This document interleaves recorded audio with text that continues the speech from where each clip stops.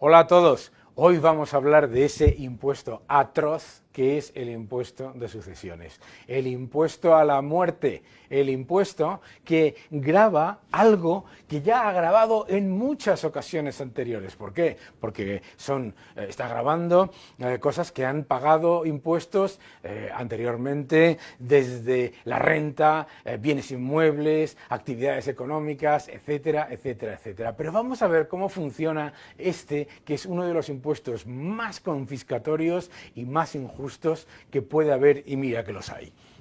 Primero, ¿cómo funciona el expolio al ciudadano? Llevando a cabo un análisis de la valoración del inmueble que se hereda completamente fuera de mercado. El catastro lo que hace es que valora ese inmueble sujeto a gravamen de una manera, particularmente en Andalucía y otras regiones, de una manera completamente desproporcionada con las transacciones de mercado. Por ejemplo, en algunos pueblos de Andalucía, el catastro ha revisado al alza en más del 30% el valor de los inmuebles sujetos a gravamen por sucesiones en pueblos donde no se han registrado transacciones inmobiliarias suficientes para justificar ni siquiera una subida del IPC, ¿no? Bien, segundo, ¿qué es lo que ocurre? Claro, primero se valora un inmueble muy por encima de mercado, ¿vale? Segundo, se le aplica a ese valor ese impuesto. Pero además, cuando los ciudadanos lo que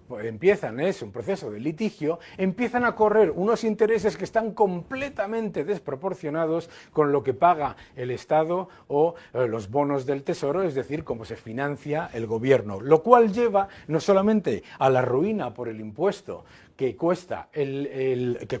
se le pone a ese inmueble, sino que además lleva a la ruina por unos intereses y unas costas completamente desproporcionadas. En el caso de una familia que me contaba a mí, de un impuesto que se le quería cobrar de 205.000 euros por una vivienda más local, más pequeña parcela, que se había valorado en 600.000 euros, yo les garantizo que hay pocos sitios, en 600.000 euros, ¿vale?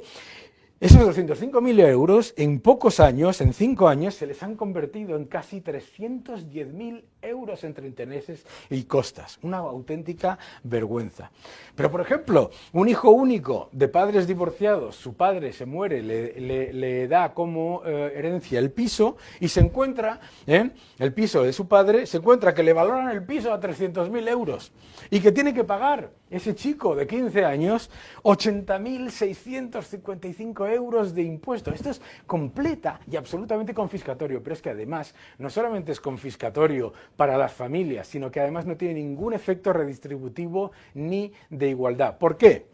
Primero, el gobierno, la Junta de Andalucía, la comunidad autónoma que lo implique, se convierte en una enorme agencia inmobiliaria.